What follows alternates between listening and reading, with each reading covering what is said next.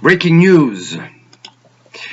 Affaire scandaleuse d'escroquerie internationale entre le Togo et le Niger. Breaking news. Scandale.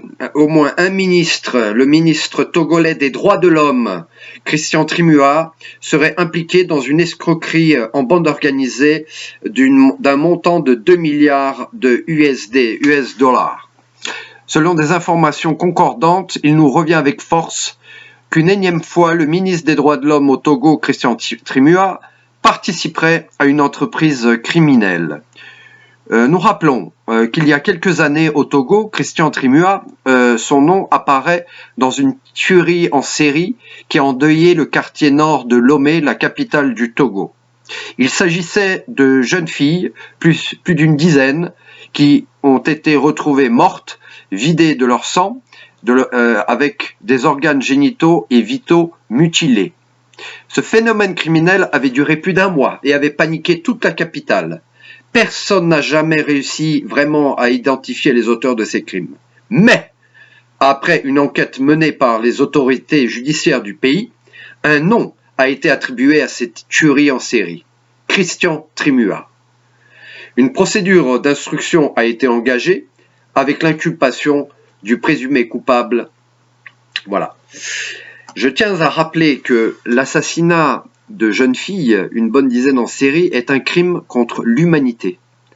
La mutilation des organes génitaux et de mutilation en général d'organes constitue un traitement cruel, inhumain et dégradant.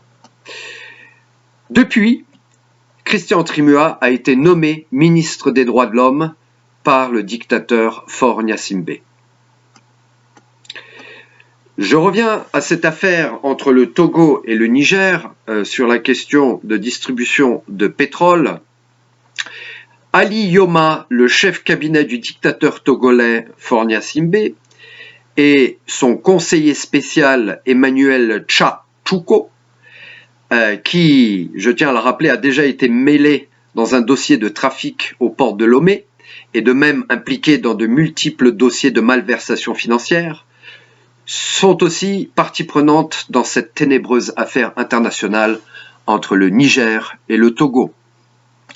Nous savons depuis des décennies que la question des droits humains est bafouée au Togo, mais il faut ajouter que le droit des affaires aussi est de manière empirique. Dans ce dossier stratosphérique à dimension internationale, vu la somme astronomique en jeu et les personnalités impliquées dans divers pays, jusqu'au sommet de l'État d'au moins 2 pays, le Togo et le Niger.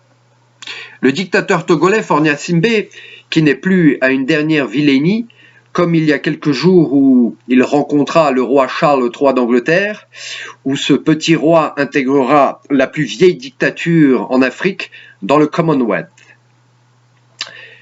La petite Angleterre craque sous toutes les coutures, économiquement, politiquement, moralement, parce que on ne peut pas comprendre comment on peut accepter le Togo au sein du Commonwealth, ce hub africain de tous les trafics et mafias. Honte à la couronne britannique. Il est fort probable que pour Charlie III, il ne lui suffise plus les îles Jersey, Guernesey, etc. pour attirer toutes les crapules du monde pour blanchir l'argent sale de la corruption mondiale.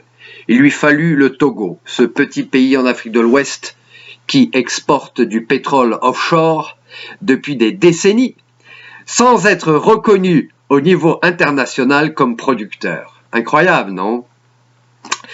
Aussi, d'autres protagonistes dans cette affaire entre le Togo et le Niger, avec une ligne totale de crédit de plus de 6 milliards de dollars, et qui implique aussi un 3e pays dans ce financement, ainsi que d'autres personnalités, de près ou de loin, et nous en saurons peut-être davantage.